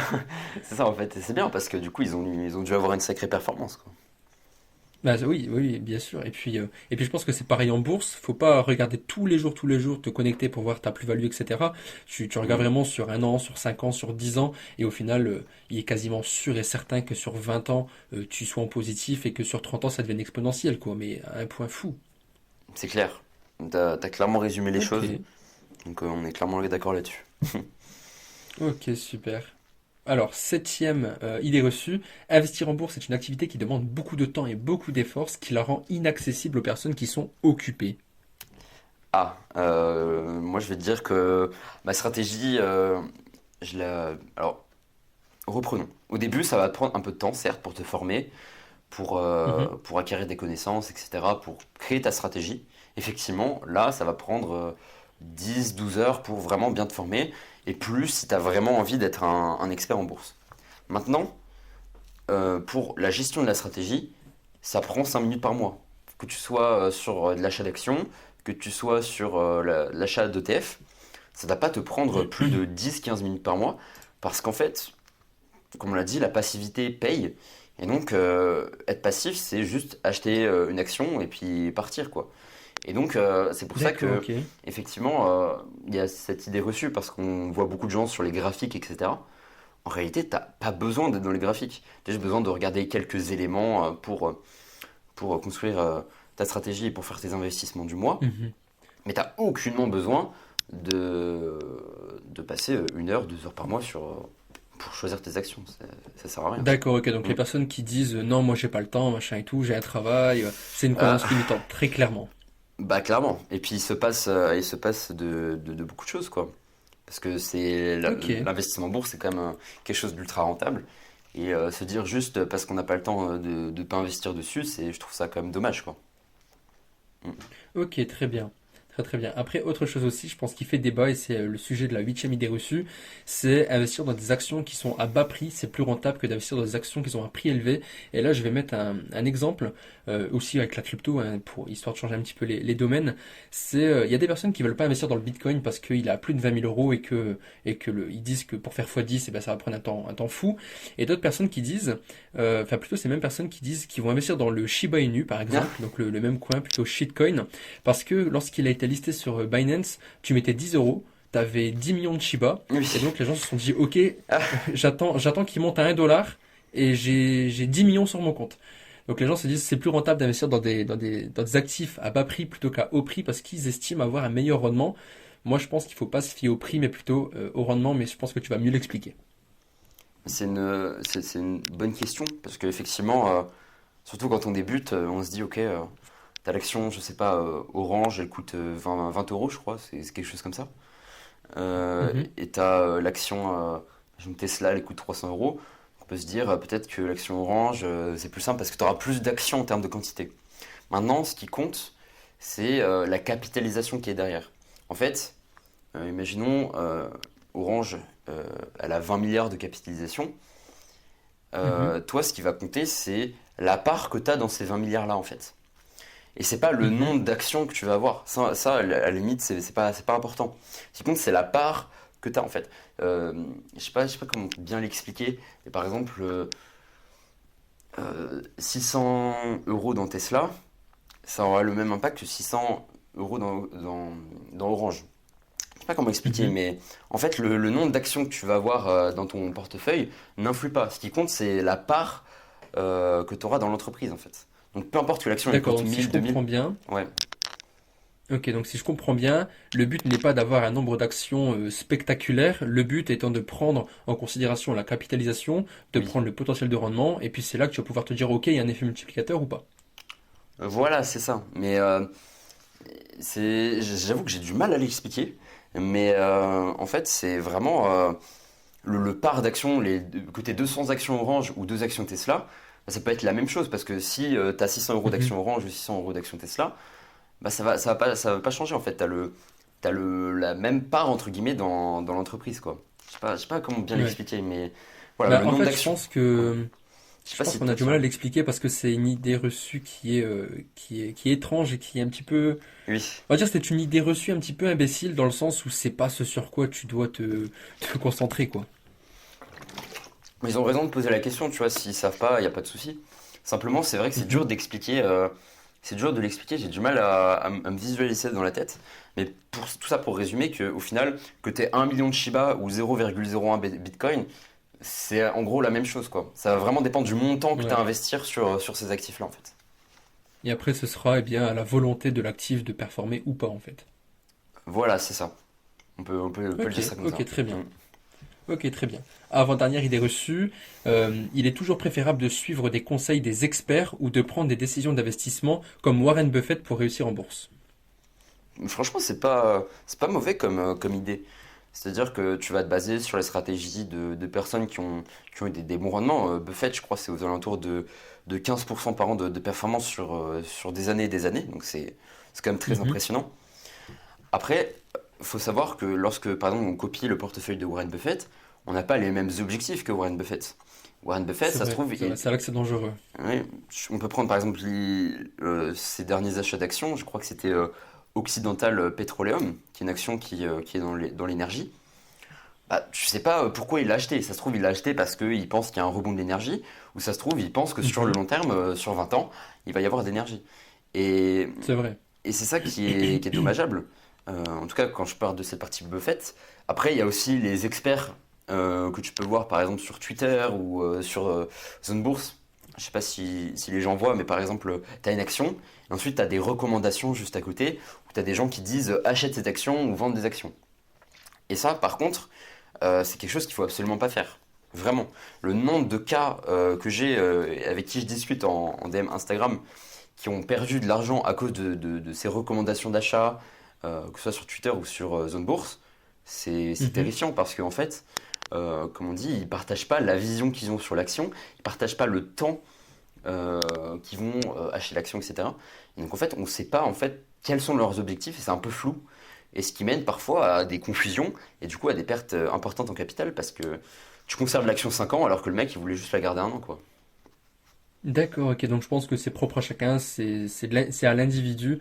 Mm, Donc une personne qui, admettons, a 20 ans et veut investir sur ses 30 prochaines années et qui fait 100% comme Warren Buffett peut vite se retrouver en mm. déficit sur certaines actions parce que peut-être que Warren, sur C'est ça. certaines actions, il aura, je sais pas, un an, 5 ans, peut-être 10 ans maximum ou d'autres sur lesquels il va vraiment capitaliser sur le long terme, quoi.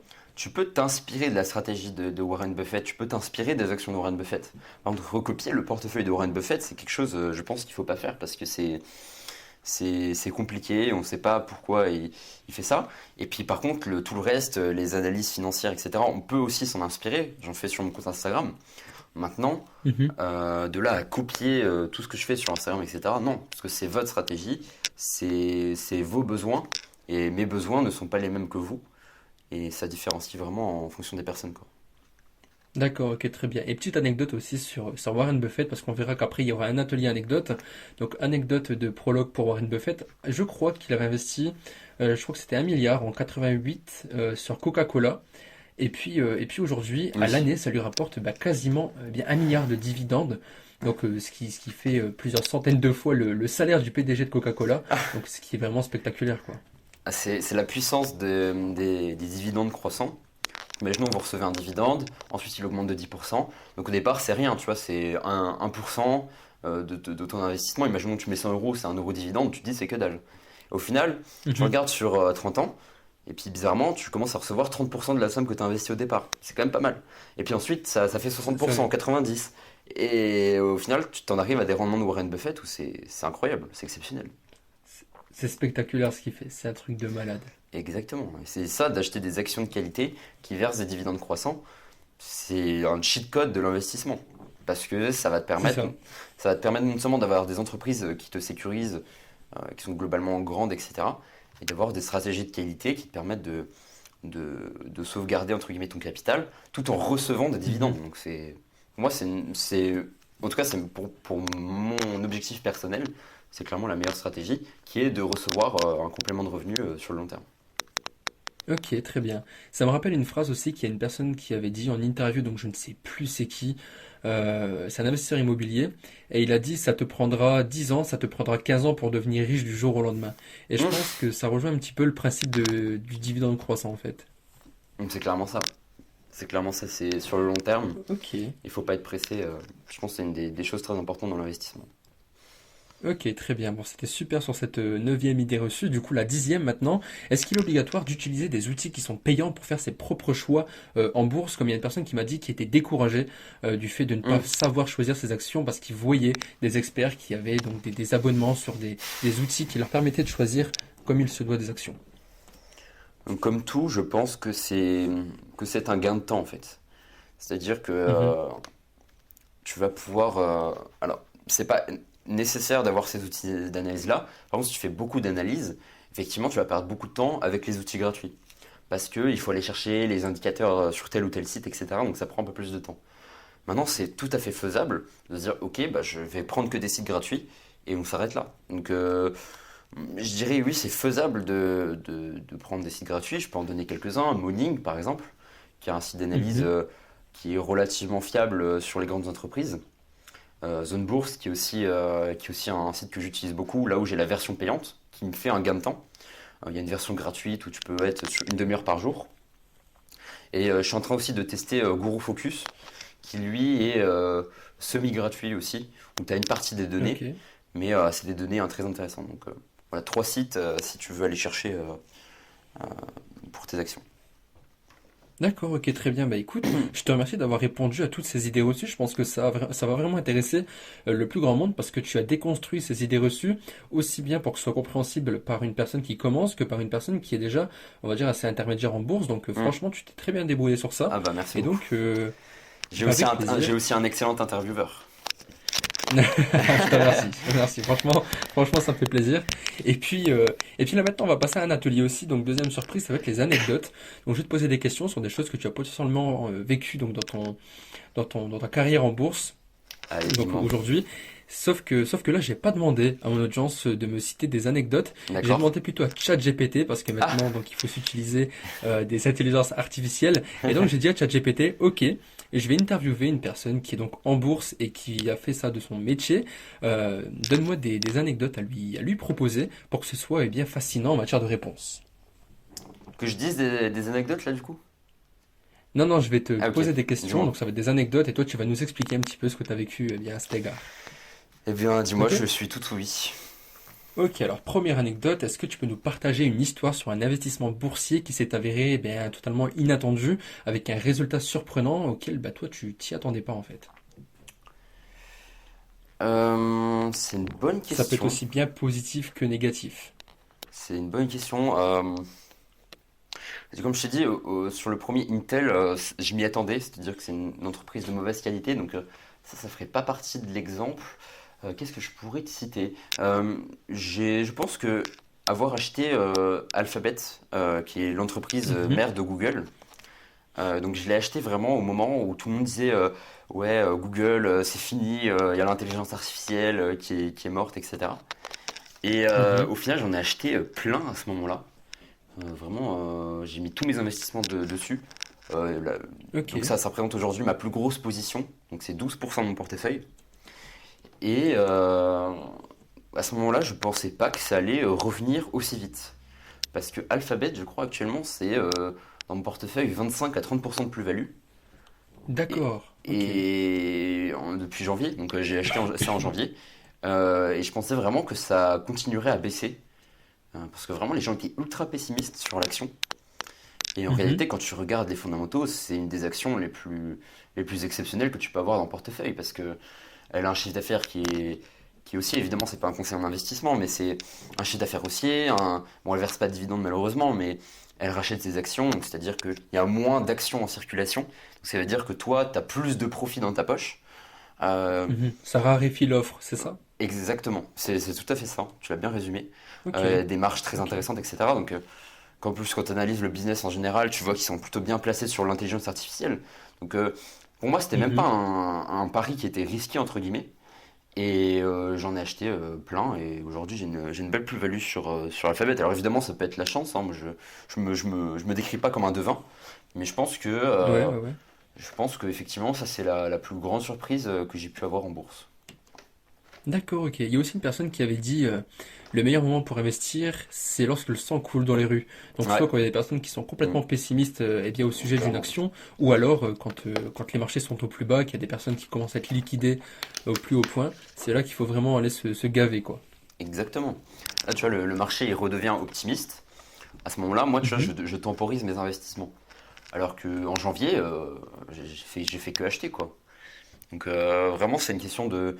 Comme on l'a dit tout à l'heure, il y a une partie où je réfléchis même pas, j'investis.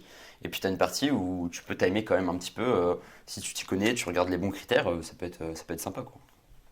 Ouais, c'est ça, c'est carrément ça. Et puis pareil de mon côté, le marché redevient optimiste. Du coup, j'avais réinvesti lorsque, alors, il faut savoir que je fais du DCA, mais pas toujours au même volume. En Mm. fait, il y a des moments où je vais le sentir, que ce soit aussi bien en crypto ou en bourse, j'aurai mes propres, on va dire mes propres analyses qui font qu'il y a des mois, je pourrais investir plusieurs milliers d'euros. Donc je le dis en toute transparence, je suis transparent avec les prix, avec mon audience. Et d'autres mois où je vais vraiment pas y toucher, où pendant 2 3 mois, je vais accumuler l'argent que j'aurais pu investir, mais que je ne l'ai pas fait parce que je savais pertinemment que ça allait baisser.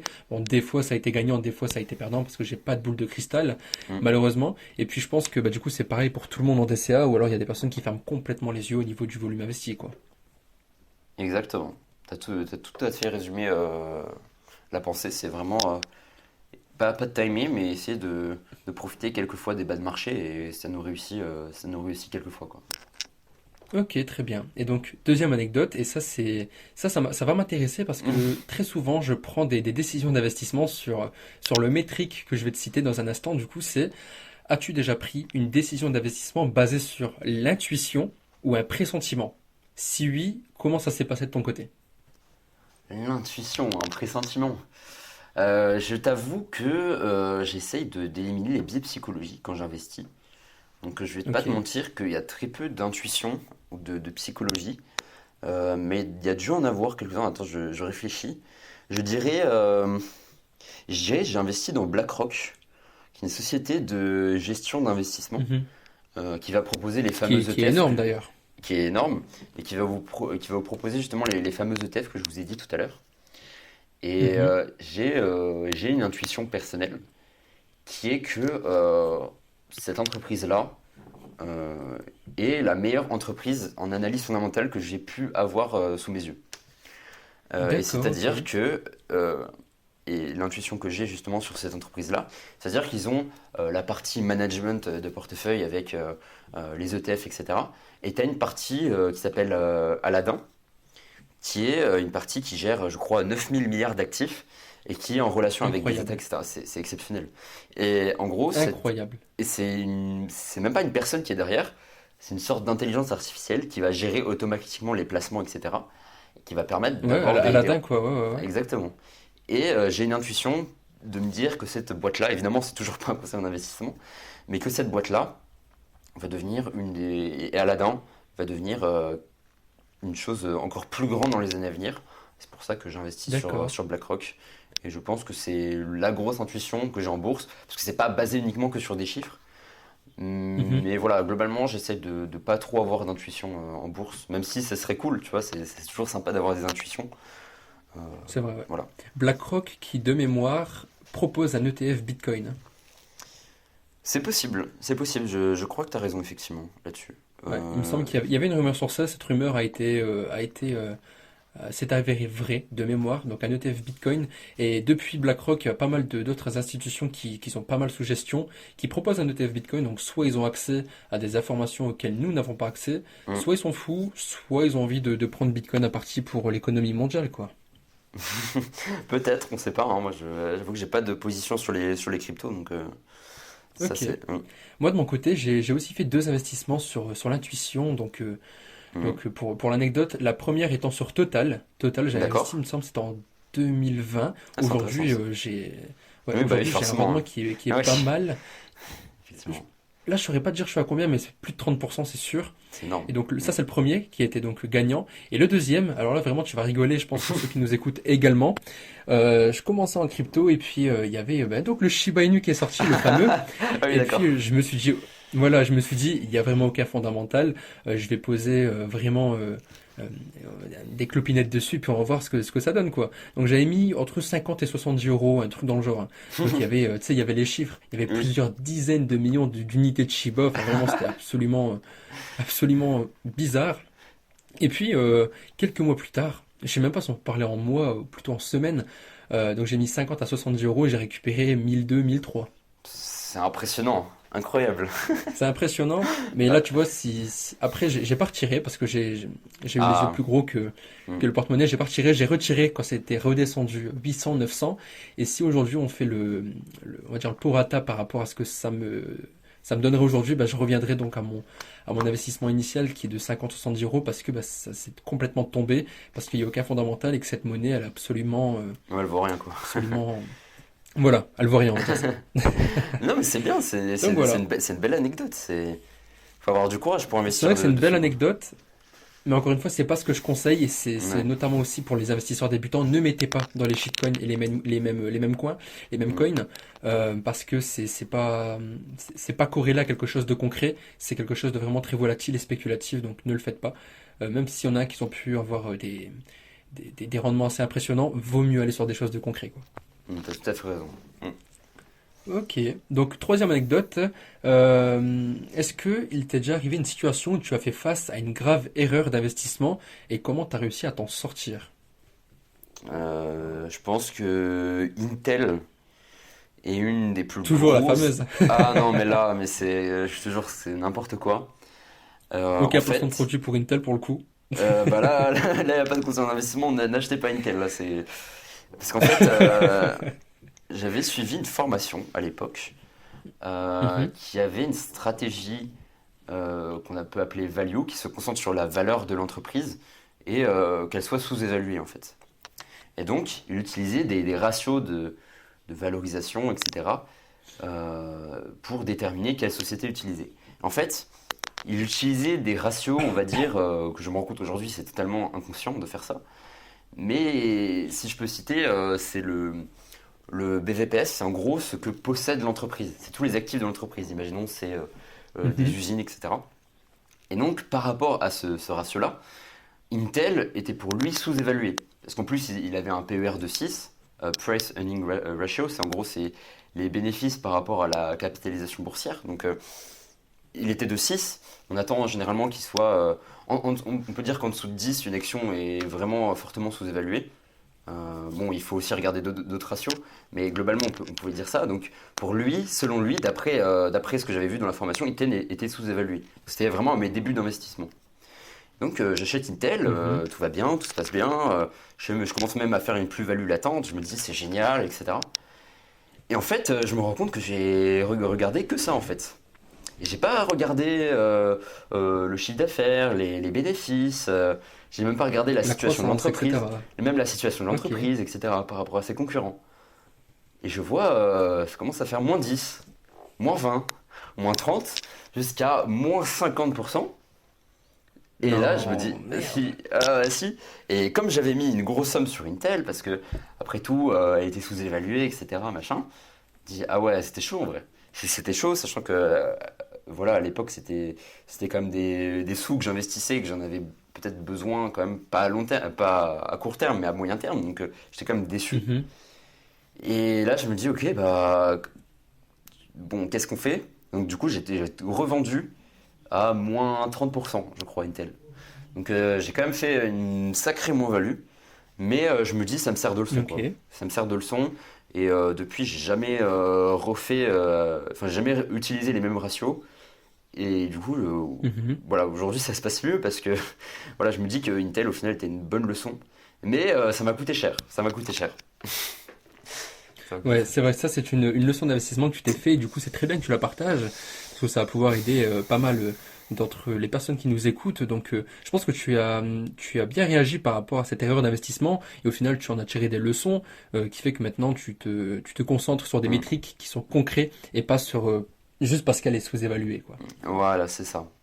Et ouais, j'ai un peu, enfin, on peut le dire, j'ai complètement changé ma stratégie d'analyse. Et aujourd'hui, les critères là, bah, je les regarde, mais en dernier, quoi. C'est à la fin qu'on regarde la valorisation. Et je pense qu'avant, il Ok. faut vraiment regarder la qualité de l'entreprise. D'accord, ok, très bien. Bah franchement, c'est cool, t'as très bien répondu à cette anecdote, et puis je trouve ça très intéressant.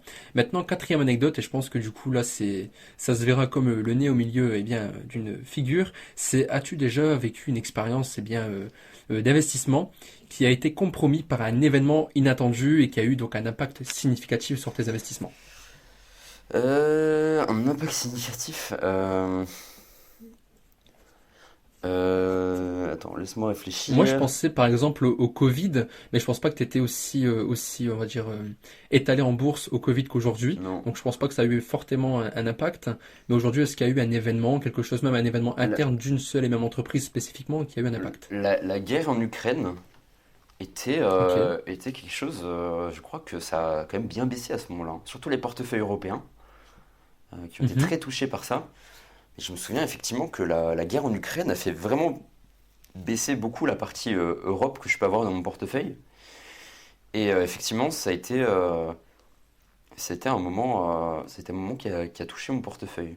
Après, il n'y a pas une action Ok. particulière, mais effectivement, la guerre en Ukraine, ouais, a bien attaqué mon portefeuille. Je sais pas, c'est quoi ton côté qui t'a touché Alors de mon côté, je dirais bah, pareil, il y a eu la guerre en Ukraine qui a eu pas mal d'impact, surtout en crypto. Hmm, Après, bah, les cryptos, comme d'habitude, à chaque fois qu'il y a un événement, de toute façon, il faut que ça baisse. La hmm, bourse, pour ça, est un petit peu plus solide. hmm. Euh, je sais aussi, enfin, c'est pas une baisse significative, mais il y a eu un événement, un petit peu un bad buzz pour Vinci. Alors je sais Ah, plus pourquoi, il me semble qu'il y avait eu une amende ou quelque d'accord. chose comme ça, et puis l'action avait perdu 5%, peut-être 7, je sais plus trop. C'était il y a pas si longtemps, c'était il y a moins d'un an, mais finalement ça s'est pas vu parce que ça a très, très rapidement repris du poil de la bête, quoi. D'accord, ok, ouais, c'est intéressant. Ouais, je crois que c'est Mais aussi c'est un Vinci qui événement avait. qui... Je crois que c'est Vinci aussi Mhm. avait pris cher lors de la guerre en Ukraine, je me souviens plus. Ouais, je pense aussi, maintenant, en parlant de Vinci, c'est assez incertain aujourd'hui, c'est monté à 111, ça descendu à Ouais. 105, aujourd'hui ça Oui, remonte, je pense que c'est aux alentours de 108. Ouais, assez bizarre au niveau de Vinci, mais bon, on va dire c'est comme tout, quoi. c'est long terme, faut penser long terme. C'est Ouais. ça, bah exactement, faut penser long terme, surtout que c'est une très bonne boîte, et Mm. moi, vraiment par conviction, je pense que ils vont avoir des avancées ou des outils qui vont faire performer l'entreprise et donc l'action. Donc sur le long terme, je pense que Vinci est à Paris gagnant, mais ce n'est pas un conseil en investissement. Voilà, on est obligé de le rappeler là. C'est ça. Si, C'est ça, il si faut le dire, ce l'autorité ne des sont marchés pas des conseils en financiers, investissement. c'est ça, si l'autorité des marchés financiers nous écoute, non, on fait pas de conseils en investissement, on est clean, c'est bon, tout Idem, va faites bien. pareil avec Intel, avec le Shiba, Bitcoin, c'est votre volonté, nous n'y sommes pour rien. Exactement, t'as tout dit. Ok, très bien. Bon, écoute, c'était la dernière anecdote. Ok. Donc franchement, c'était très enrichissant, même au niveau de ton histoire. Est-ce que toi, tu aurais potentiellement des anecdotes à demander par rapport à l'entrepreneuriat, moi ou mon business, admettons? Oui, on peut faire un petit peu sur l'entrepreneuriat pour finir. Une anecdote. Mhm. Quel était le moment le plus cool que tu as eu dans l'entrepreneuriat? Quel moment t'as fait le plus kiffer? Tu t'es dit, ok, je suis content d'être entrepreneur. Ok. Alors là, les gens pourront penser que c'était à ma première vente, mais pas du tout. Hmm, Parce que pour l'anecdote, c'est arrivé, c'était début janvier, il me semble 2021 ou 2020, je sais plus. Et c'était au soir, donc j'allais dormir. hmm. Et puis je vois mon téléphone qui sonne d'une manière que j'avais jamais entendue. Et donc je regarde, j'ai fait une toute première vente. Donc c'était au bout du 12e lancement. J'avais fait un pack de Waouh, 3 formations et ça s'est vendu en un seul exemplaire. Donc voilà, j'ai fait une vente à 49 euros. Ça m'a permis d'y croire, c'est très bien. exactement. Hop. J'ai regardé, j'ai vu que j'ai fait une vente, j'ai reposé le téléphone, je suis parti dormir. Donc c'est pas vraiment Ah ouais? ce qui a, ouais, Ça voilà, t'a parce pas que j'étais impacté? dégoûté d'avoir fait, j'étais content, mais c'est pas ce qui m'a valu une bière, tu vois. Je vois. Ah ouais, Mais le moment qui m'a, Ouais, dis-moi. le moment qui m'a vraiment, vraiment permis d'être vraiment très fier de moi, c'est lorsque j'ai lancé mon accompagnement et que j'étais vraiment, vraiment bien développé au niveau des formations. Il y a un mois où j'avais dépassé 7000 euros de bénéfices en 30 jours. Une vache. Et c'est vraiment ce qui m'a permis de me dire, permets-moi du terme, mais putain, il y a un truc à faire, quoi.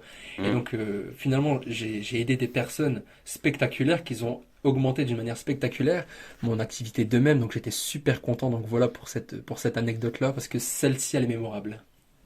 Ah ouais, c'est incroyable comme anecdote. Ouais, je pensais que la première vente elle allait avoir plus d'impact. Mais Non, c'est vrai même pas. que faire les chiffres que tu as fait, c'est vrai que c'est impressionnant. Hmm. Ouais, après, c'est pas comme ça tous les mois, on va dire que qu'on stagne entre 4 et 6, mais, mais c'est vrai qu'avec la flexibilité qu'on a aujourd'hui, avec les business, même si ça demande une grosse charge de travail, c'est vraiment quelque chose qui me rend vraiment très très fier et gratifiant. Exactement. Ouais. Faut être fier de ce qu'on fait, c'est le plus important. Hmm. Ouais, carrément. Potentiellement une autre question? Euh, Bah, quelle a été la pire du coup? On a fait la meilleure, quelle est la pire? La pire, ok. Alors, au-delà du fait d'avoir raté 11 lancements, c'était, il me semble que c'était en 2022. J'avais mis corps et âme dans une formation dont j'étais sûr que ça allait devenir mon best-seller en même pas une heure. Voilà, pour mettre les termes. J'avais vraiment mis du cœur, donc là, j'ai plus le nom de la formation, je crois même que je l'ai supprimé.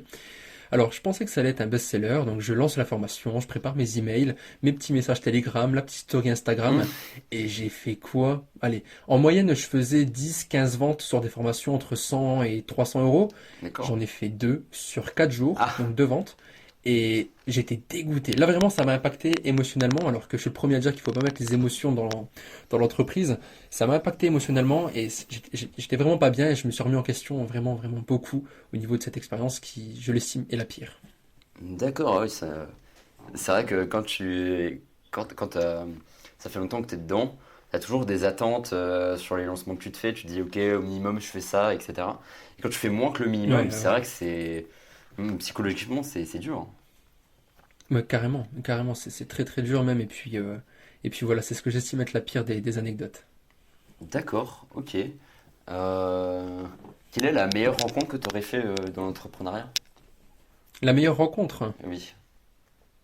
Alors la meilleure rencontre, j'ai une personne en tête, je vais la citer. Hmm. C'est au tout départ, c'est une personne alors, j'ai pas parlé directement avec elle, j'ai plus découvert au-delà enfin, à propos d'une pub Facebook. Et c'est quand je cherchais un business. En fait, de 2016 à 2019, je ne lançais absolument rien sauf des petits trucs Hmm. insignifiants. Et puis, je voulais vraiment une entité, quelque chose de vraiment concret.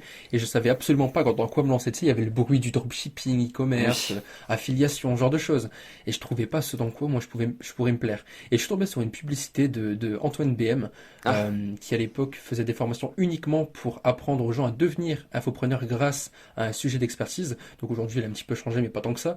Et c'est vraiment, je pense, la meilleure rencontre que j'ai faite en ligne. Donc sans pour autant discuter avec cette personne-là, parce qu'à ce temps-là, on se connaissait qu'à travers un écran. Lui ne me connaissait pas, moi me suis formé chez lui. Mais c'est la rencontre qui m'a permis le plus gros impact dans ma vie, puisque je pense que je ne me serais pas lancé sinon. d'accord. Ok, bah là du coup j'en ai plus des anecdotes, mais c'était très intéressant d'avoir ton avis là-dessus. Ok, très Hmm. bien. Bah écoute, je te remercie pour ces anecdotes-là. Puis là, on est passé par toutes les phases qu'on a prévues, donc c'est très bien. On a fait ça un Oui. petit peu en freestyle aussi, il faut le dire. Oui. Donc franchement, je suis très content. C'était un échange vraiment très Ah constructif. bah, Maintenant, j'avais pensé à un petit quelque chose. Dis-moi si t'es ok. Est-ce qu'on ouais. proposerait pas à nos deux audiences réunies de faire, je sais pas, moi peut-être un appel à trois, c'est-à-dire une personne de notre audience, nous deux, et puis qu'on fasse un appel, on va dire, offert sur ton expérience en tant qu'investisseur boursier dans l'infoprenariat, mon expérience dans l'infoprenariat, et qu'on essaye de voir s'il n'y a pas peut-être, je sais pas, une séance de coaching peut-être à voir, ou est-ce que tu serais ok que ça? Ouais, bah pourquoi pas, hein. Pourquoi pas. Ok, bon, on peut tenter une première phase. Dans la description ou alors sur Instagram, vous allez pouvoir nous contacter. Je pense qu'on peut prendre 5 personnes pour commencer, pour faire un appel, on va dire offert, de 30 minutes sur lequel on peut voir vos attentes au niveau donc de l'infoprenariat et de votre domaine de compétences. Et on peut voir s'il y a quelque chose à faire en matière de d'entités, d'activités comme Thibaut a pu le faire avec son activité boursier, comme j'ai pu le faire de l'activité sur Instagram et dans l'infoprenariat. Donc voilà, s'il y a des personnes qui sont intéressées, n'hésitez pas à venir nous contacter. On prendra 5 personnes et on verra ce que ça donne. Ça marche. Et ben écoute, je te remercie Dylan pour cette interview et puis à la prochaine. Avec plaisir, mais où est-ce qu'on peut te retrouver avant que tu partes? Eh bien, sur Instagram, du coup, sur le compte Euroétudes, c'est là où Ok, je suis actif principalement. Et puis pour ceux qui veulent aller plus loin, vous avez dans la description ma liste email où il y a plus de ok, bah je mettrai dans la 3100 inscrits. description ta liste email. Et on Ok, 3000 parle, inscrits, très bien, franchement, et chapeau. Et on puis, parle de bourse, on parle de stratégie d'investissement. Je te partage mes anecdotes comme j'ai pu le faire avec Dylan. Et puis voilà. incroyable, bah franchement c'est très bien, je mettrai ta liste email dans la description, ainsi que la mienne pour les personnes qui seraient intéressées par l'infoprenariat. Je parle argent, business, développement, compétences à développer pour développer un business. Et puis voilà, bah je pense que c'est tout, on a fait le tour. Thibaut, je te remercie pour cet échange qui était vraiment, vraiment très, très enrichissant et constructif. Et donc j'espère que c'est un plaisir partagé. Et c'est un plaisir partagé. Et puis c'était cool. Donc à la prochaine, Dylan. À la prochaine Thibaut, allez, ciao. Ciao.